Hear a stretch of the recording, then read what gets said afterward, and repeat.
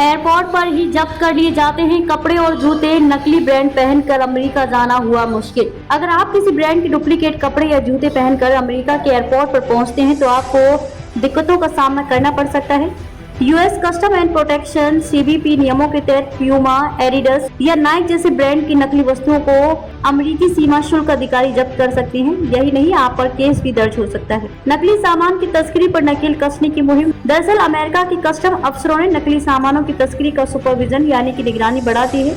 इसी के तहत हाल के महीनों में अमेरिका में उड़ान भरने वाले कई भारतीय छात्रों और यात्रियों से कई महंगी लग्जरी आइटम जब्त कर लिए गए। एक मीडिया रिपोर्ट के मुताबिक अगर लोग नकली सामान के साथ किसी एयरपोर्ट पर पहुंचते हैं तो उनका सामान कूड़ेदान में फेंक दिया जाता है। सीबीपी के नियम तो कहते हैं कि आप किसी भी तरह की नकली वस्तु जैसे एक शर्ट, हैंडबैग या जूते ले जा सकते हैं, बशर्ते वे व्यक्तिगत उपयोग यानी खुद आपके इस्तेमाल के लिए हो, ना कि बेचने या कमर्शियल इस्तेमाल के लिए हो। अधिक संख्या में हर चीज पर अधिकारियों की पैनी नजर रहती है और वे शक के आधार पर पूछताछ के बाद ये फैसला लेते हैं कि सामान का करना क्या है। झारखंड के टीचर का जब्त कर लिया गया 30,000 का सामान। झारखंड के जमशेदपुर के एक स्कूल टीचर के हवाले से रिपोर्ट में कहा गया है कि जब वह अपने बेटे से मिलने के लिए अमेरिका पहुंचा तो उसके पास 8 शर्ट, 4 पतलून, कुछ मोजे और एक जोड़ी जूते थे।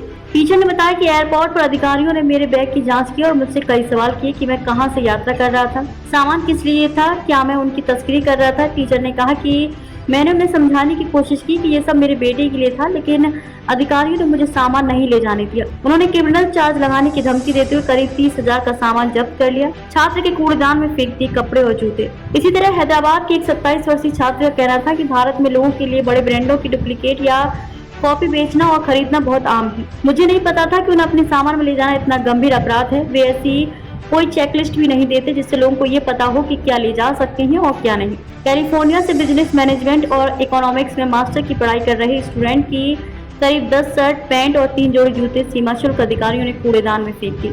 क्या कहते हैं अधिकारी? सीबीपी अधिकारियों का कहना था कि पिछले साल 19,724 शिपमेंट से 23 मिलियन नकली सामान जब्त किए गए। इसके बाद से जांच बढ़ा दी गई क्योंकि यह बौद्धिक संपदा अधिकार IPR का उल्लंघन है। यदि ये सामान ओरिजिनल होते और उन्हें उचित दामों पर बेचा गया होता तो इनकी कीमत $2.7 अरब होती। नकली सामान नेशनल सिक्योरिटी, पब्लिक सेफ्टी और आर्थिक नजरिए से भी नुकसानदायक है।